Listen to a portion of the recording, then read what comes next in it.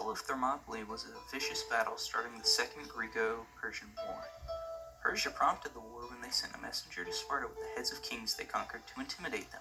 Xerxes, the Persian leader, wanted to conquer Greece and had already threatened several city-states.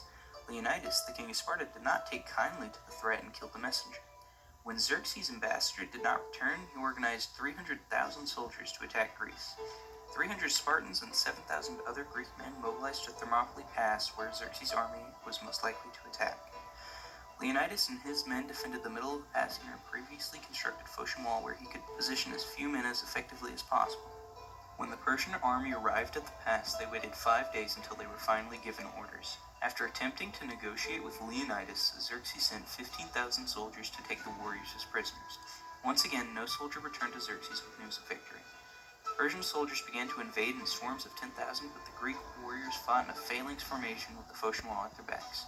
Because the defenders were at the narrowest slice of the pass, the Persians were decimated due to the unbreakable phalanx. After swarms of troops had been killed, Xerxes sent out 10,000 of his best warriors, the Immortals.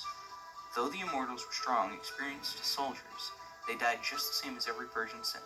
The next day, Xerxes sent out another wave of soldiers to attack the Greeks, but was met with the same result as before. Xerxes thought that the Greek force would be weak from the previous day, but the Spartans had proved him wrong. As he was in thought of how he could defeat the protectors of the pass, he received news that a Greek man named Euphrates had valuable information. Euphrates told Xerxes of a shepherd path around the pass that would leave the Greeks in a vulnerable position. At sunrise, Immortals stormed the shepherd path and deterred every Greek warrior guarding it. The soldier ran from the pass and informed Leonidas that the Persians were approaching. A majority of Greek forces fled, leaving only 2,000 warriors left.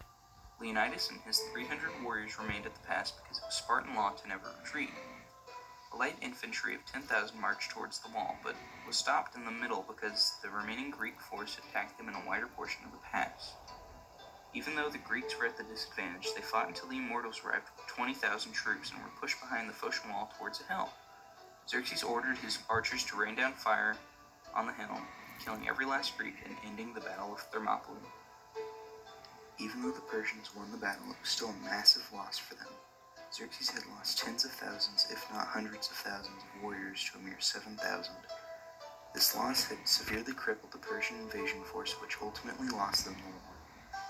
In the end, the Battle of Thermopylae was an epic defense from the Spartans that exceedingly affected the outcome of the war.